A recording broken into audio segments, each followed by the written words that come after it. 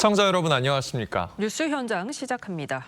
모레 본회의를 앞두고 더불어민주당이 사법개혁법 처리에 속도를 내고 있습니다.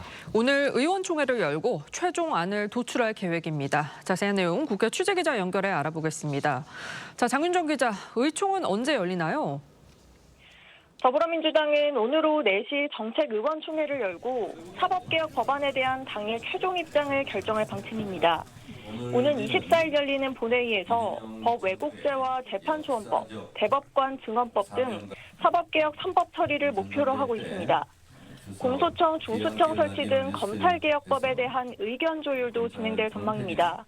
민주당은 앞선 의총에서 공소청, 중수청법의 보안수사권을 폐지하고 보안수사 요구권을 부여하는 방식을 당론으로 정했는데 이재명 대통령이 보안수사가 예외적으로 필요한 경우가 있다는 취지로 언급한 바 있어 오늘 의총에서 어떤 의견들이 나올지 관심이 쏠리는 상황입니다. 국민의힘 최보연 수석대변인은 민주당의 이른바 검찰 사법개혁안 처리 움직임에 대해 법치에 대한 사법 테러이자 독재 선언이라며 무제한 토론 등 총력 대응을 예고하고 나섰습니다.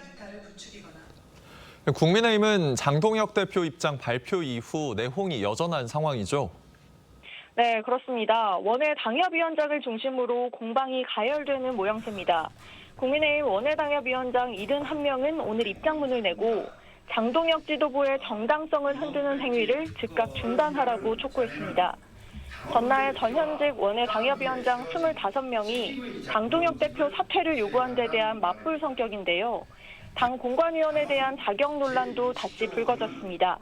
국민의힘 박정훈 의원은 당 공관위원으로 임명된 김보람 교수가 이재명 대선 캠프 청년 선대본부장 출신임을 지적하며 이재명 대통령을 만들기를 위해 민주당에서 핵심 역할을 했던 인물까지 우리 당 공천을 좌우하게 됐다고 비판했습니다.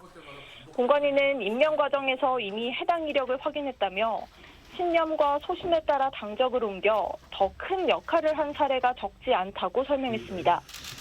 당 내홍이 지속되는 상황에서 국민의힘은 오후 3시 비공개 최고위를 열고 당명 최종 후보를 보고받을 예정입니다.